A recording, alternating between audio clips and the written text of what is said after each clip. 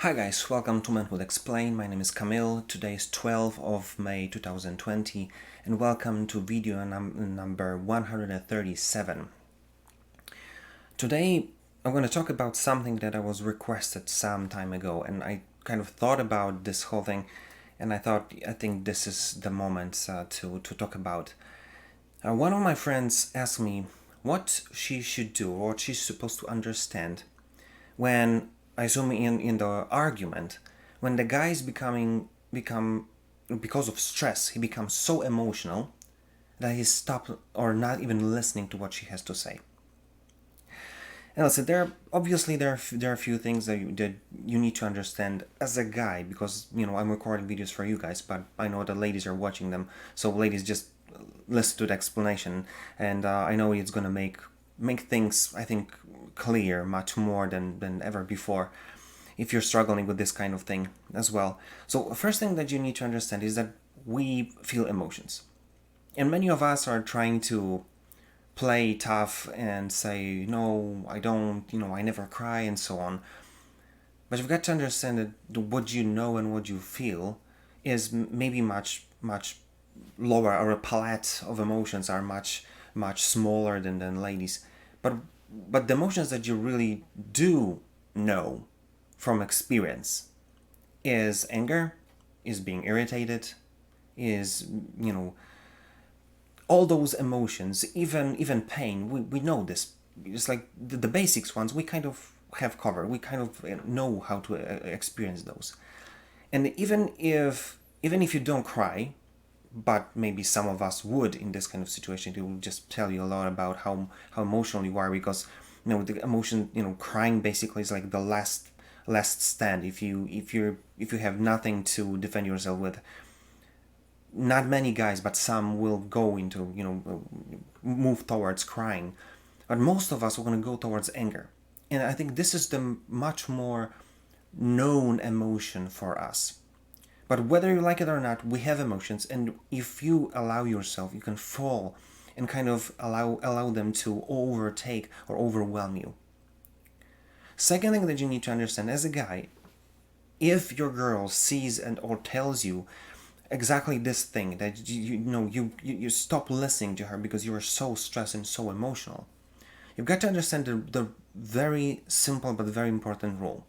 And I'm probably stole this from someone subconsciously, although I never looked at it, never saw that, at least consciously, and I coined that after listening and talking to so many of you, that every time, or the rules basically goes like this: the moment the emotions, especially as extreme ones, the extremely especially negative ones, so the moment the negative emotions come into play, logical thinking flies out of the window. And since that moment in time, there's completely no chance for you, or really slim, to find solution, to kind of get back to the normal conversation. Because when emotions take over, you're done. You're just arguing, and it's gonna end up like every other argument that you had in your relationship.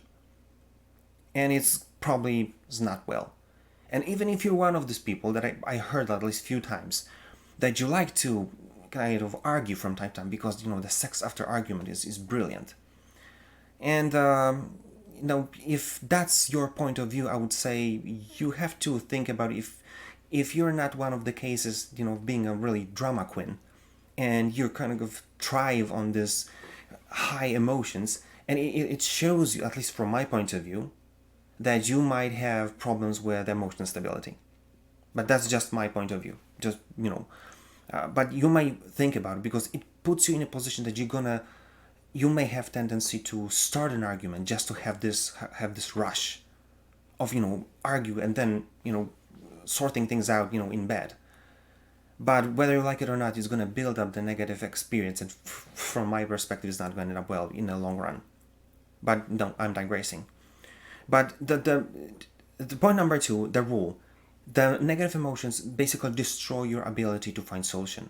So you've got to kind of learn how to deal with it, so you would not fall for this trap basically of being emotional. Because as she asked me, my friend, to explain it, he became so stressed and so emotional that he stopped listening to her. And this is exactly how you act. And interestingly enough, it's the first time she told me that, it took me right there on the spot to childhood years when we were just arguing in a sandbox or whatever, and someone said, "Oh, la, la, la, la, I'm not listening to you. I'm not listening to you."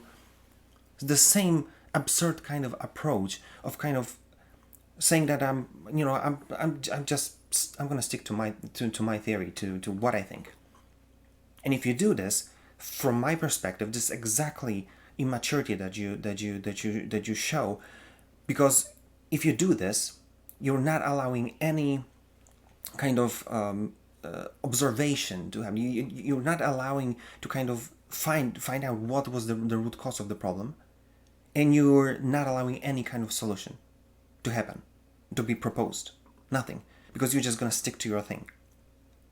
So that's why when your girl sees you in this kind of state over and over again, she's having troubles, because she's not even able to talk to you about it, even if it all started with screaming or whatever happened. But there's no way to get to any sensible conclusion. So that's why if you fall for this, you're immature, and you've got to face the music. So point number 3, how do we deal with this? If you see that I've got this problem, then maybe I don't cry, but I get angry. When I get angry, there's no way to talk to me. There's no way to persuade, or none of the arguments going to work with me. Then you've got to understand how that works and how that's supposed to work, so you know where to kind of direct your attention, or direct your pursue of how this whole situation should look like, and where it should end up, to make this whole thing, to have like a way out of this, and make this situation kind of profitable for the relationship, not to argue again just for no reason. So one of the things that we kind of have as guys is, as I said, we feel much less emotions than our ladies. And if you look at this from a kind of positive perspective, it's a positive thing, because we can use that in this kind of situation perfectly to help kind of disarm this whole situation.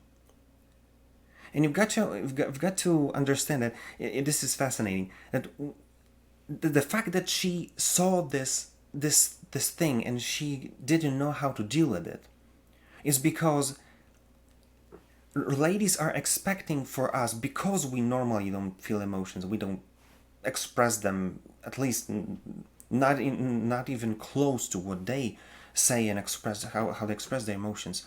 She would expect you to hold your ground. If you don't, it's like, she's like, but what happened? It's like, I'm supposed to be unstable one. I'm supposed to be emotional one. How is that possible that he's more emotional than I am? And in that moment, unfortunately, she doesn't know what to do, and it's a problem, because she can't talk to you. You're not gonna react to anything, and she's not able to do anything now. It's like catch-22 kind of situation. So what you want to do is kind of play to your strength. That's what she counts on. And interestingly enough, if you at least experience at least once how you can deal with this kind of situation by playing cool, and playing to us being this complete this blissful ignorance, or blissful idiots, basically, that I like to call us. This is perfect thing that you don't have to play this game. I don't have to get emotional if I don't decide to. It's like, it's not my game. They're great on emotions. Why would I play their game? Because I'm gonna lose every time. So that's why what this is what you want to do. You want to hold your ground, not play these emotions and this emotional game. And what you want to do is kind of take over and say, babe, I can see that there's an issue. How can I help you? What happened? Tell me about it. Let's find a solution. Many times what they'll need is just for you to hug them, maybe give them a blanket, make them a tea, maybe take them for a walk. Maybe you say, Oh, you're on your period, like you like since yesterday, right? You want a sweet, you want to do like a candy or chocolate, right? Let me just give it to you. And many times it's gonna solve the problem. They don't. Many times they don't need you to kind of solve the whole world's problem. No, she wants to feel vulnerable, and she wants to know that she can count on you, that you'll hug her, and you'll not fall for this trap, and you'll be able kind of to lead this way. And it's not about you being condescending and saying, "Oh, you little girl, how can I help to save you from this whole crazy world again?" No, just be loving. Play to your strength. Use this ability that you don't feel as much as she does. You don't have this hormonal cycle that drives you nuts. If you ask any girl, she'll tell you, "This is a crazy ride." No, we don't have that. So play to your strength. And then you'll see that it's much easier for you to take control, much easier for you not to fall for this. And then you feel like a guy because you were able to disarm this whole situation and help her. And when you do that, this is the moment that she'll say, "Wow, this is exactly what I needed." Just someone who'll be able to hold me and say that everything's gonna be okay. You see? So I want you to understand this, and this is what I want you to take from this video. That this is what differentiates boys from men.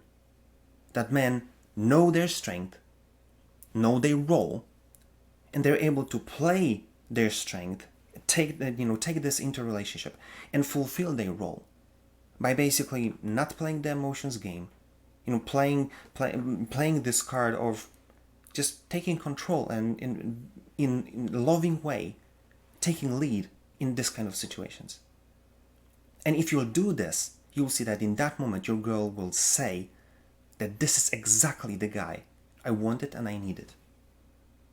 So think about it and do something about it, because the moment you'll be able to achieve this level at least once, you'll say that it's amazing to feel like a guy, and it's amazing to play this role because she will love you forever. If you liked this video, comment. If you didn't, comment as well. Give me your thoughts on the subject. And if there's anything you want me to record about, just give me a shout. I'll be glad to do it for you. That being said, see you tomorrow.